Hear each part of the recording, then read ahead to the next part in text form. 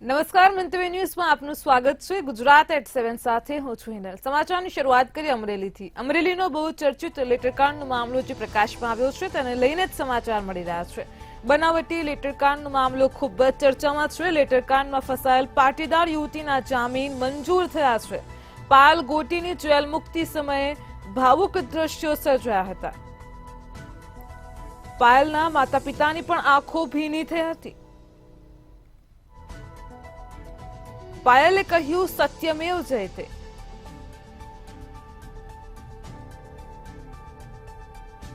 તો અમરેલીના બહુ ચર્ચિત બનાવટી લેટરકાંડને મામલે સમાચાર મળી રહ્યા છે।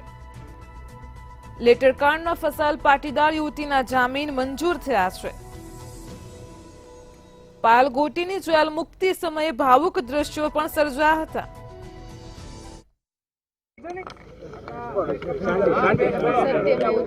સત્યમેવ જયતે।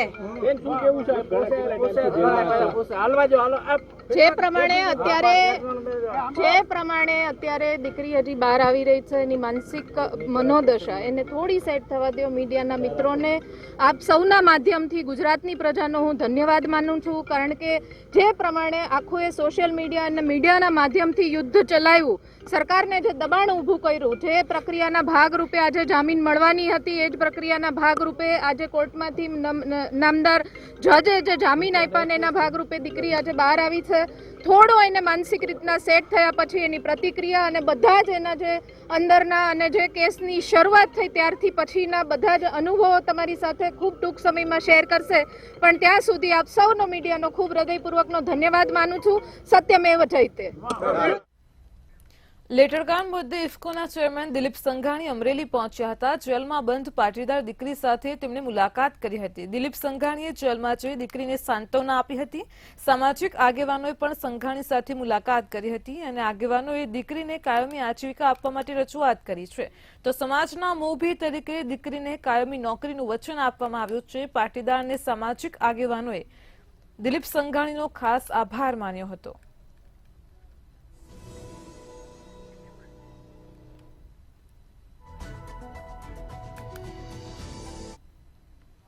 બનાસકાંઠા જિલ્લાના વિભાજન બાદ ધાનેરા અને કાંકરેજ વિસ્તારના લોકો નારાજગી વ્યક્ત કરી રહ્યા છે અને ત્યારે આજે ધાનેરા વિસ્તારના યુવાઓએ પાલનપુર કલેક્ટર કચેરી ખાતે રેલી યોજી આવેદનપત્ર આપ્યું હતું। આ સાથે જ ધાનેરા તાલુકાને બનાસકાંઠામાં જ સમાવેશ રાખવા માટેની પણ માંગ કરી હતી।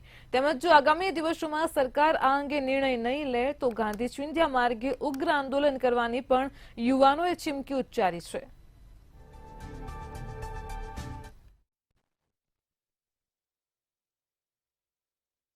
આજે અમે સમગ્ર ધાનેરાવાસીઓ અહીંયા ભેગા થયા છીએ અને અમારા સર્વે ધાનેરાવાસી નાગરિકોની માંગ છે કે ભાઈ ધાનેરાને બનાસકાંઠા જિલ્લામાં જ રાખવું, કારણ કે વર્ષોથી ભૌગોલિક રીતે, સામાજિક રીતે અને આર્થિક રીતે ધાનેરા એ બનાસકાંઠા અને પાલનપુર સાથે જોડાયેલી વ્યવસ્થા છે।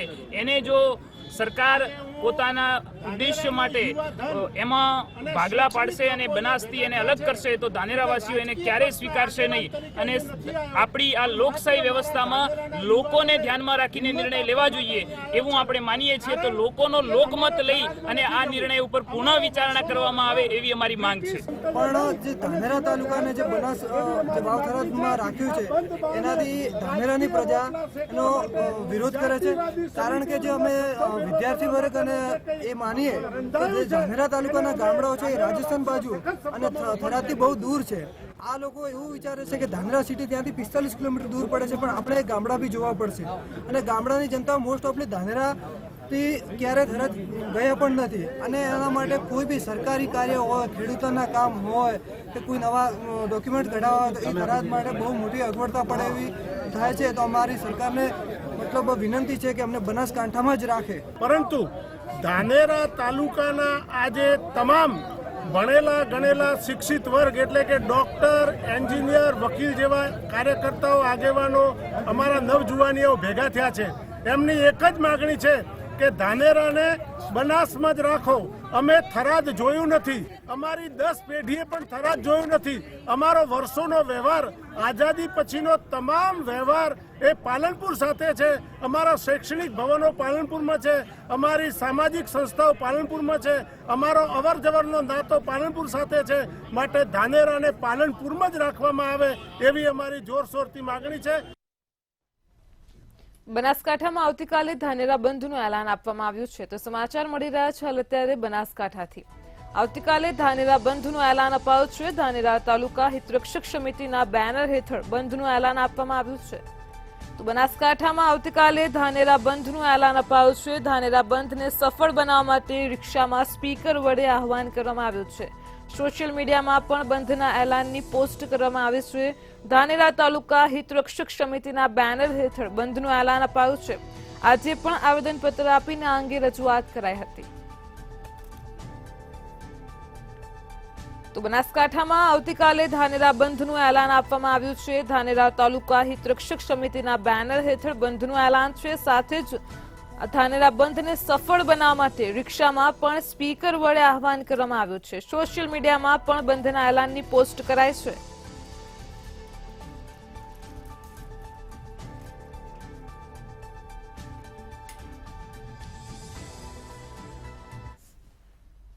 પાટણના સાંસદ ભરતસિંહ ડાભીએ સીએમને પત્ર લખ્યો છે. તો પાટણથી આ સમાચાર મળી રહ્યા છે. સાંસદ ભરતસિંહ ડાભીએ સીએમને પત્ર લખ્યો છે.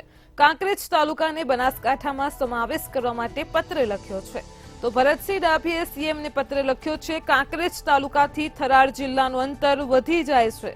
કાંકરેજથી બનાસકાંઠાનું અંતર ઓછું છે. કાંકરેજ તાલુકાને બનાસકાંઠામાં સમાવેશ કરવા પત્ર લખ્યો છે. અંતર ઓછું થતું હોવાથી સ્થાનિક લોકોને સરળતા રહેશે. કાંકરેજને બનાસકાંઠા અથવા પાટણમાં સમાવેશ કરવા માટે પત્રમાં માંગ કરી છે.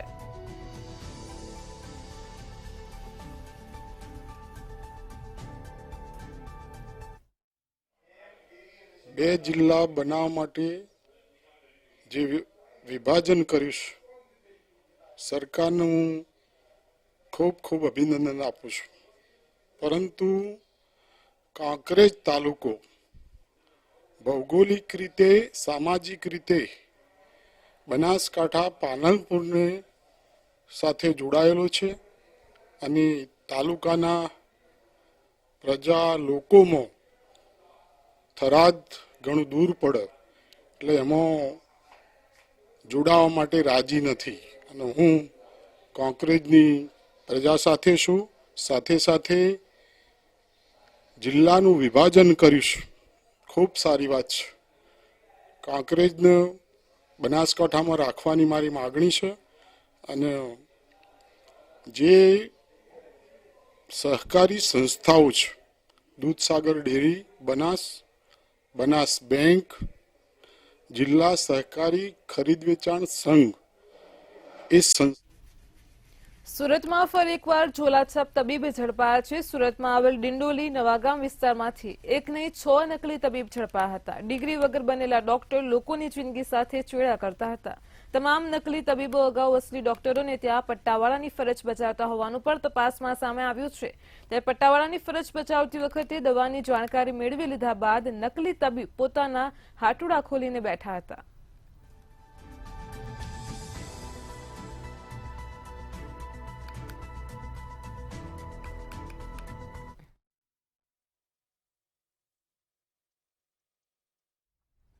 રાજકોટમાં નકલી પોલીસનો રાફડો ફાટ્યો છે. રાજકોટ પોલીસે 2 દિવસમાં જ વધુ એક નકલી પોલીસની ઓળખ આપી તોડ કરતા શખ્સની ધરપકડ કરી છે. પોપટપરામાં રહેતા મિહિર ભાનુ કુગશિયા નામના આરોપીએ હોટલમાંથી બહાર નીકળતા જ યુગલોને ક્રાઇમ બ્રાન્ચની ઓળખ આપી તોડ કરતા ₹50,000ની માંગણી કરી હતી. સમગ્ર ઘટનાના સીસીટીવી ફૂટેજ પણ સામે આવ્યા હતા. અંતે ફરિયાદ કરતા એ ડિવિઝન પોલીસે આરોપીની ધરપકડ કરી છે.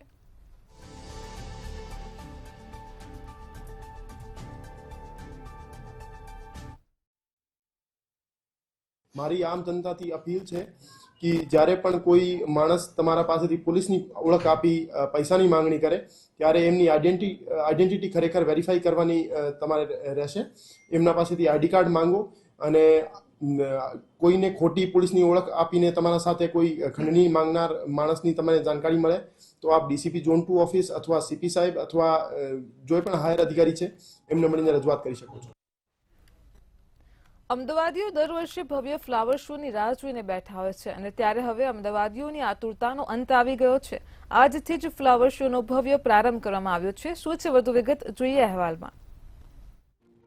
અમદાવાદમાં આજથી ફ્લાવર શો 2025નો રંગેચંગે પ્રારંભ. આ વર્ષના ફ્લાવર શોમાં વિકાસ, સંસ્કૃતિ અને વારસાનું પ્રદર્શન. ફ્લાવર શોની સોમથી શુક્રની ટિકિટનો ભાવ 70 રૂપિયા. શનિ રવિ ફ્લાવર શોની ટિકિટનો ભાવ 100 રૂપિયા રહેશે. 3 જાન્યુઆરીથી 22 જાન્યુઆરી સુધી ચાલશે ફ્લાવર શો.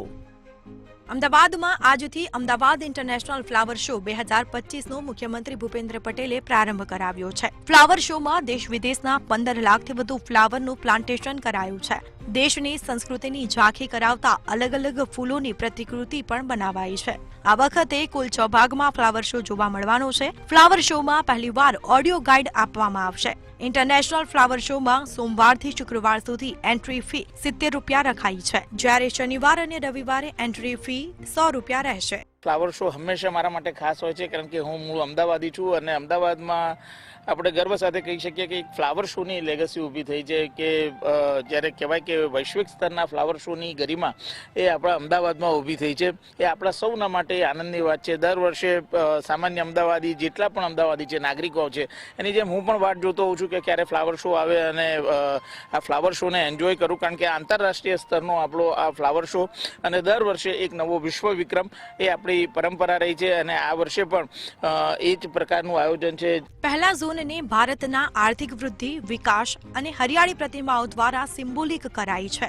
હાથી, કમળ, વાઇબ્રન્ટ આર્ચીસ, કેનોપી ક્લસ્ટર, કોણાર્ક ચક્ર, સુશાસનના 23 વર્ષ, ફાઇટિંગ બુલ્સ અને બાળકો માટે આકર્ષણો સાથે આ ઝોનને વધુ સુંદર બનાવે છે. ભારતની વિવિધતામાં એકતાના ભાવને તેમજ વિવિધતા સાથે સસ્ટેનેબિલિટી પ્રદર્શિતતા અને વિભિન્ન પ્રદર્શનની સુંદર રજૂઆત કરાઈ છે.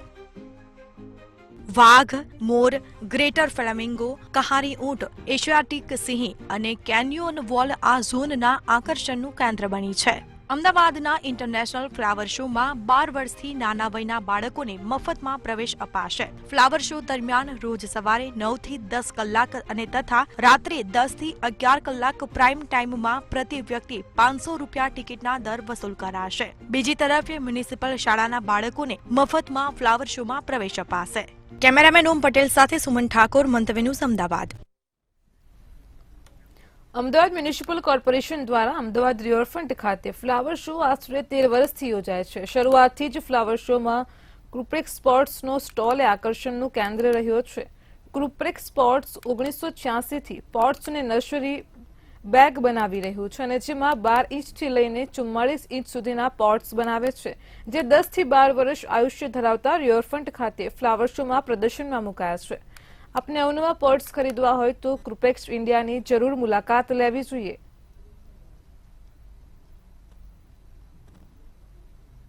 ફ્લાવર શો 2012થી જ્યારથી ચાલુ થયો ને ત્યારથી અમારો સ્ટોલ છે આમાં.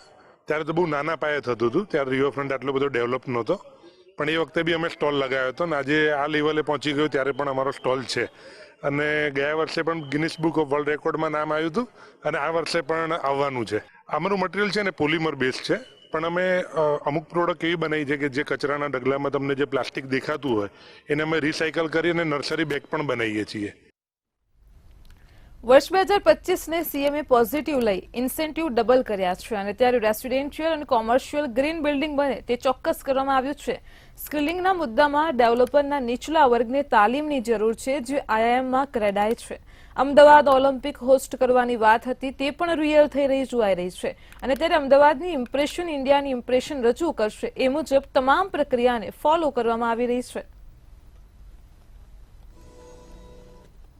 બે વસ્તુ જે મુખ્યમંત્રીએ કીધી, એક કે અફોર્ડેબલ હાઉસિંગ માટે કઈ રીતે કંઈક સારું થઈ શકે જેની અંદર પ્રજાનો, ડેવલપરનો, ઓવરઓલ ડેવલપમેન્ટનો લાભ થાય, એના માટે સૂચનો કરવા અને મિટિંગ કરવા માટે અમે ચોક્કસપણે જઈશું અને અમારા સુઝાવો આપીશું. કારણ કે ઘરનું ઘર એ બધાનું સપનું હોય છે અને એ અફોર્ડેબલ સેગમેન્ટ એ આપણા ઇન્ડિયાનો મોટો સેગમેન્ટ છે. એને સપોર્ટ કરવા માટે અમે સીએમ શ્રીનું આ સૂચન સ્વીકારીએ છીએ અને આગલા દિવસોમાં એમની જોડે મુલાકાત લઈશું. બીજી ઇનિંગ્સમાં જેમ હર્ષભાઈ અહીંયાથી કહેતા હતા, લાખો પરિવાર નહીં, કરોડો પરિવારના માથે છત આપ્યું છે, કરોડો પરિવાર. અને બીજી આ ત્રીજી ટર્મમાં બીજા 3 કરોડ મકાન પ્રધાનમંત્રી આવાસ યોજનામાં માન્ય નરેન્દ્રભાઈએ મંજૂરી આપી દીધી છે. એટલે એ સરકાર તરીકે સરકાર બનાવે છે, પણ એક તમે પણ એફોર્ડેબલ હાઉસિંગ અને એફોર્ડેબલ હાઉસિંગની ડેફિનેશન થોડીક બદલાઈ ગઈ હોય એવું લાગે છે. એટલે થોડીક એમાં આપણે બધાએ રિવાઇઝ કરવાની જરૂર છે. અમદાવાદના સાઉથ બોપલ વિસ્તારમાં લૂંટની ઘટના બની છે. સાઉથ બોપલમાં મેરીગોલ્ડ સર્કલ પાસે કનકપુરા જ્વેલર્સમાં લૂંટ થઈ છે. તેમાં 4 લૂંટારોએ જ્વેલર્સની દુકાનમાં સોના ચાંદીના દાગીનાની લૂંટ કરીને ફરાર થયા હતા. હથિયારો સાથે આવેલા 4 લૂંટારાઓએ વેપારીને બંદૂકની અણીએ બંધક બનાવી લૂંટને અંજામ આપ્યો હતો. ત્યારે બોપલ પોલીસે લૂંટારોને જબ્બે કરવા માટે ચક્રો ગતિમાન કર્યા છે.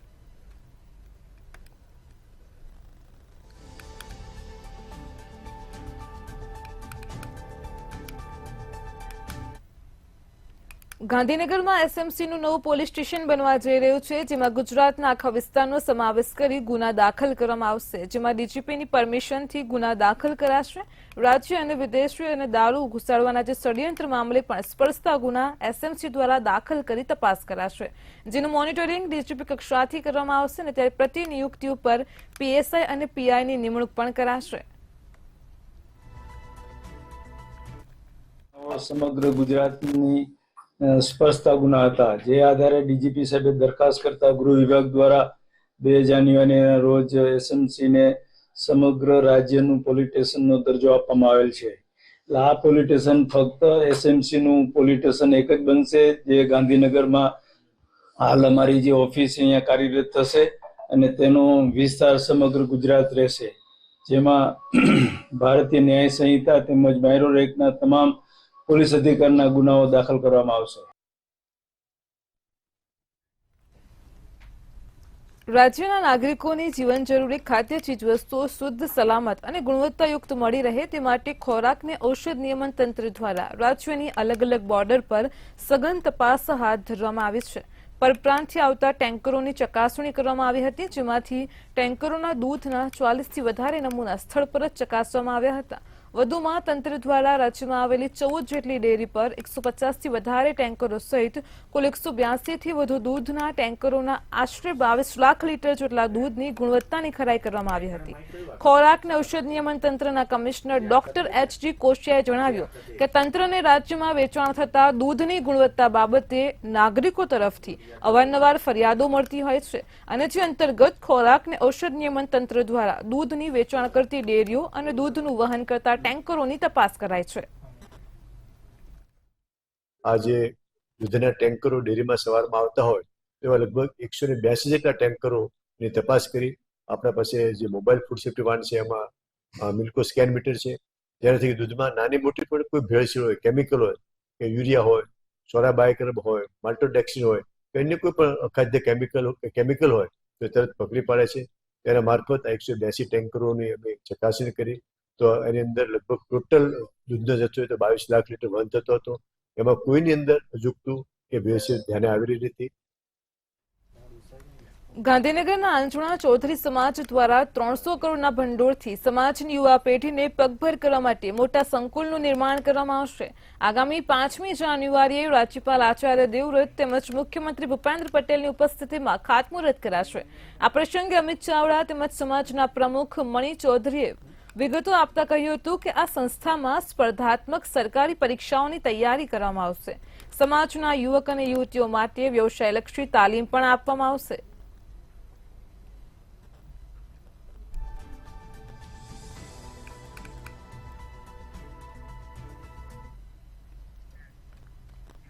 સાબરકાંઠા અને અરવલ્લીમાં BZ મામલે CID ક્રાઇમે ધમધમાટ શરૂ કર્યો છે, તપાસ શરૂ કરી છે.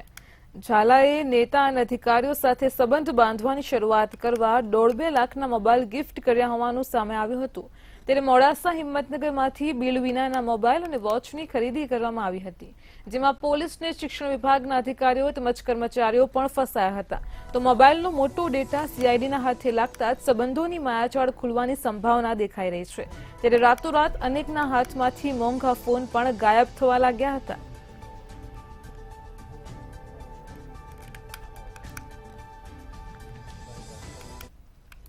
બનાસકાંઠાના પાલનપુરમાં પટેલ નામ આપીને આમલેટ સેન્ટરની ફ્રેન્ચાઇઝી શરૂ કરવામાં આવતા હિન્દુ સંગઠનો તેમજ પાટીદાર સમાજના આગેવાનોએ વિરોધ નોંધાવ્યો છે. આ સાથે જ પાલનપુર કલેક્ટર કચેરી ખાતે વિરોધ નોંધાવી રજૂઆત પણ કરી છે. પટેલ સમાજ સનાતન ધર્મ સાથે સંકળાયેલો હોવાથી શુદ્ધ શાકાહારી સમાજ હોવાનું માનવામાં આવે છે. આ પ્રકારે વ્યવસાય શરૂ કરતા તેની સામે કાર્યવાહી કરવાની પણ માંગ કરાઈ છે.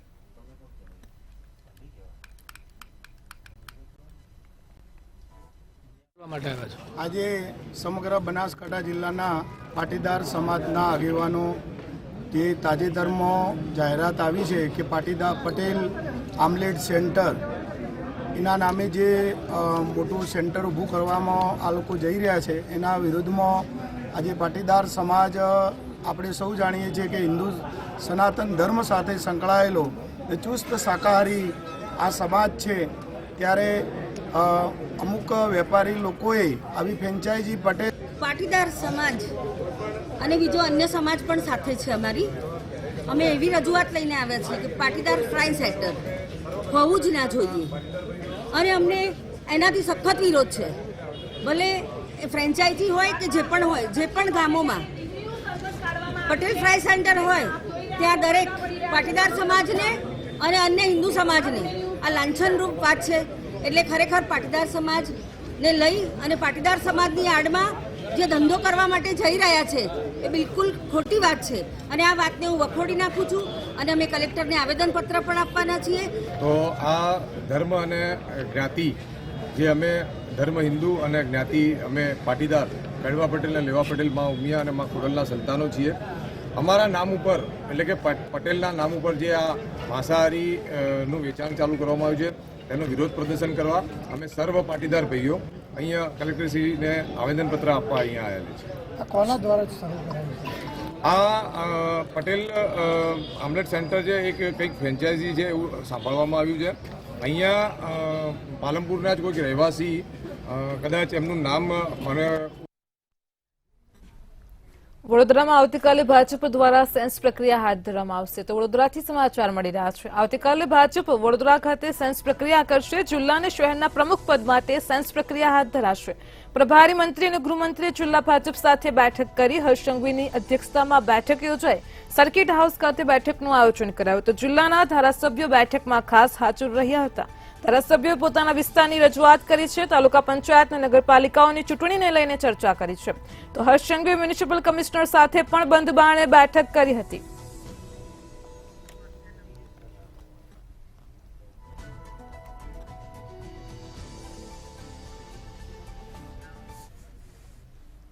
વડોદરાની વિશ્વામિત્રી નદીમાં સ્પોટ આઈડેન્ટિફાયની કામગીરી શરૂ થઈ છે. વિશ્વામિત્રી નદીમાં સ્પોટ આઈડેન્ટિફિકેશન કરવામાં આવી રહ્યું છે. તો વડોદરાથી સમાચાર મળી રહ્યા છે. વિશ્વામિત્રી નદીમાં સ્પોટ આઈડેન્ટિફાયની કામગીરી શરૂ થઈ છે. પાણીના વહન ક્ષમતા વધારવા માટે સ્પોટ આઈડેન્ટિફિકેશનની કામગીરી હાથ ધરાઈ છે. વિનાશકપુરમાં વડોદરામાં તારાજી સર્જાઈ હતી. પ્રોજેક્ટની પૂર્વ તૈયારીના ભાગરૂપે આ કામગીરી શરૂ કરાઈ છે. રેમ્પ પરથી જ મશીનો ઉતારવાનું કામ શરૂ કરાયું છે. પૂર્વ તૈયારીના ભાગરૂપે કમિશનરનો દાવો છે કે આ કામગીરી શરૂ કરાઈ છે. આગામી સમયમાં પણ અલગ અલગ મંજૂરી લીધા બાદ કામ શરૂ કરાશે. વિશ્વામિત્રી નદીમાં જે પૂર નિવારણાત્મક કમિટી માનનીય પૂર્વ સચિવ ભારત સરકાર શ્રી નવલાવાલા સરના અધ્યક્ષસ્થાને જે થઈ હતી એના ભલામણના ભાગરૂપે એક ભલામણ એ પણ હતી કે વિશ્વામિત્રી નદીમાં એને ડીસિલ્ટ કરી એનો કાપ કાઢીએ તો એની વહન ક્ષમતા જે છે એમાં વધારો થાય. એની માટે થઈને અમારું એક ટેન્ડર છે એ ટેન્ડરિંગમાં છે અત્યારે. સાથોસાથ જ્યારે પણ આપણે એને ડીસિલ્ટ કરશું તો એમાં જ્યારે બી એને ડીસિલ્ટ કરવાનો પ્રસંગ આવશે એટલે એમાં ક્યાંક મશીનરી ઉતારવાનું આવે તો એના ભાગરૂપે એના જે લેન્ડિંગ પોઈન્ટ બનાવવાના થાય એ જે કાપ કાઢી અથવા વડોદરાના અટલાદરા વિસ્તારમાં 100 રૂપિયા માટે જીવલેણ હુમલો કરાયો હતો. વડોદરાથી હુમલાની ઘટના પ્રકાશમાં આવી રહી છે. અટલાદરા વિસ્તારનો સમગ્ર મામલો છે. પંચાલ પરિવારના પુત્ર પર તેના જ મિત્રએ ફક્ત 100 રૂપિયા માટે જીવલેણ હુમલો કર્યો હતો. ઉછીના આપેલા 100 રૂપિયા માટે તીક્ષ્ણ હથિયાર વડે હુમલો કરાયો હતો. પંચાલ પરિવારના પુત્રને સારવાર અર્થે હોસ્પિટલ ખસેડાયો હતો. સમગ્ર મામલે અટલાદરા પોલીસ મથકમાં ફરિયાદ નોંધાઈ છે. પોલીસે ફરિયાદના આધારે તપાસ શરૂ કરી છે. તો વડોદરાના અટલાદરા વિસ્તારથી હુમલાની ઘટના પ્રકાશમાં આવી છે. 100 રૂપિયા માટે જીવલેણ હુમલો કરાયો હતો. પંચાલ પરિવારના પુત્ર પર તેના જ મિત્રએ હુમલો કર્યો હતો. मैं फाल्गुनी पंचाल, मेरा बेटा पढ़ाई करता है, उसकी कॉलेज में परीक्षा थी, वो परीक्षा देके घर आया था. घर में खाना खा के वो सामने बाहर निकला टहलने के लिए, सामने दूध वाले की दुकान में, वहाँ फ्रेंड है उसका, वहाँ पे बैठा था. तो यस करके एक लड़का आया, उसने पहले मारा मारी करी, फिर उसके वापस घर जाके कुछ तीक्ष्ण हथियार लेके मेरे बेटे के सिर पे मार दिया और उसको अभी टांके है. हम SSG हॉस्पिटल में हैं. तो मैं सरकार से और पुलिस वालों से यही रिक्वेस्ट करती हूँ कि उसको छोड़ना मत. प्लीज मेरे बच्चे को सही न्याय मिलना चाहिए. कहाँ पर ये बना हुआ है? ये बील चापर रोड अटलादरा. ગુજરાત એટ 7 માં હાલ આટલું જ. પડે પણની અપડેટ મેળવતા રહો માત્ર મંતવ્ય ન્યૂઝ પર. નમસ્કાર.